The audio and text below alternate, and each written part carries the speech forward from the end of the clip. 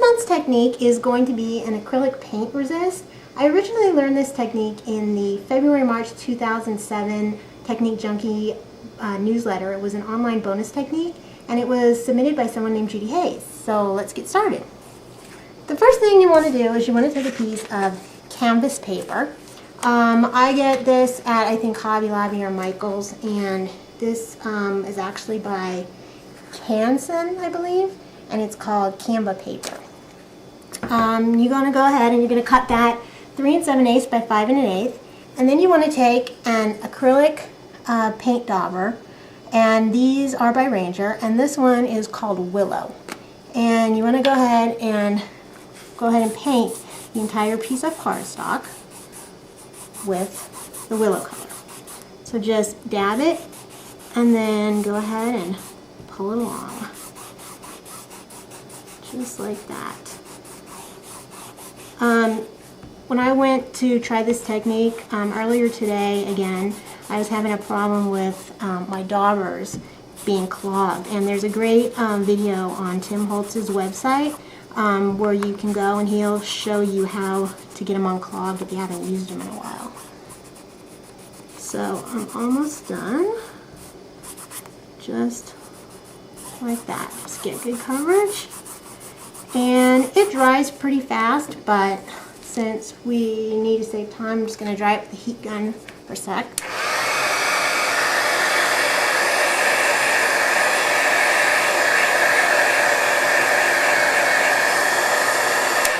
That should be pretty good. It dries pretty quick.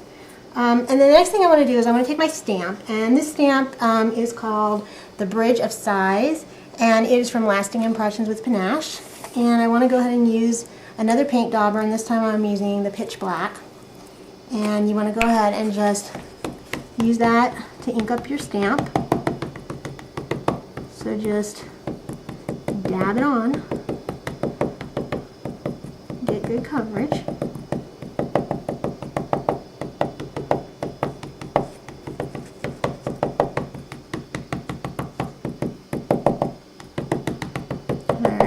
Looks pretty good.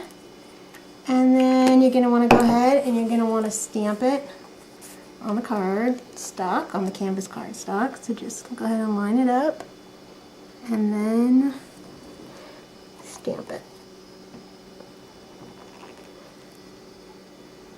Just like that. Okay. And once again, to save time, or for time's sake, we're going to go ahead and dry it with the heat gun.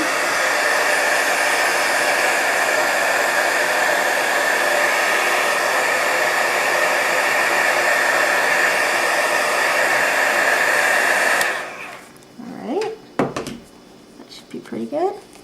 Okay, next thing you want to do is you want to just take some Vaseline, just regular petroleum jelly Vaseline, and just put a little bit on my finger, and then you want to go over the image with the Vaseline, just a very, very light coat, and this is going to help the paint, the next color paint we use, resist. And just, you don't have to cover the image exactly, because you want it to be kind of uneven so it looks more like, you know, professional kind of painting. So just kind of, you know, think about where you want the next coat of paint to go, or actually to resist, and just run it where you want to resist. So I think that should be pretty good. Okay, now the next thing I want to do is I want to take the Lettuce acrylic paint dauber, and this time, instead of using it actually like a dauber, I want to just pour a little bit of it out onto my workspace, just like that. And then I want to use a foam brush, and I'm going to go with the foam brush, I'm going to just paint over the canvas paper, the whole entire thing again. And don't worry if you're about painting over the Vaseline, it's okay. Just paint over the whole thing again. Let's see, I'll turn it so you guys can see it better.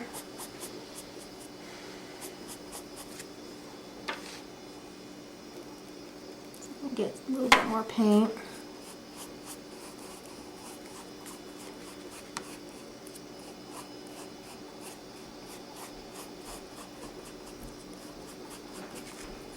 hope you guys can see that. And then just get, you know, as good a coverage as you want till it looks right to you. I'll move it up just a little bit for you.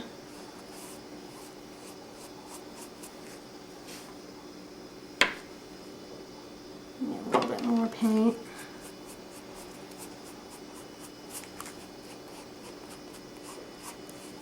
And just keep covering the whole thing.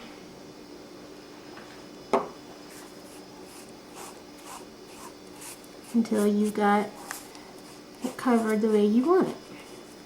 Okay, now we're gonna dry it again. Be careful not to dry it too much where you put the Vaseline.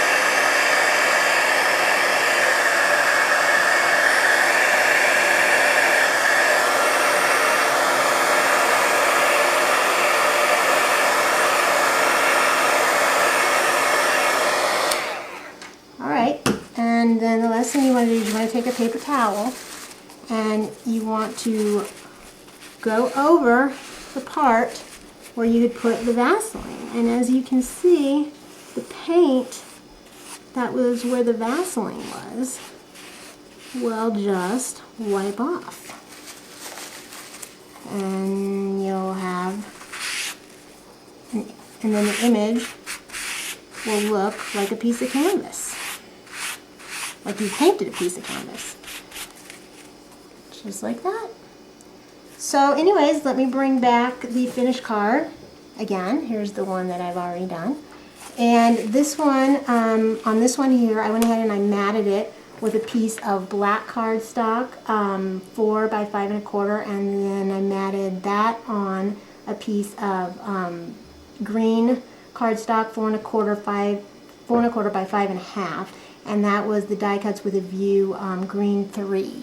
And then I just went ahead and added 4 eyelets in each corner to finish it off.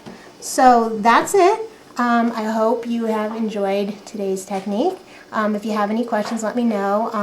Once again, I'll have a supply list and dimensions and directions at the end of the video. And I'd love to hear what you think of it. Feel free to leave me a comment. If you have any questions, feel free to email me. And I hope you will join me again next month for another technique video. Thanks for stopping by.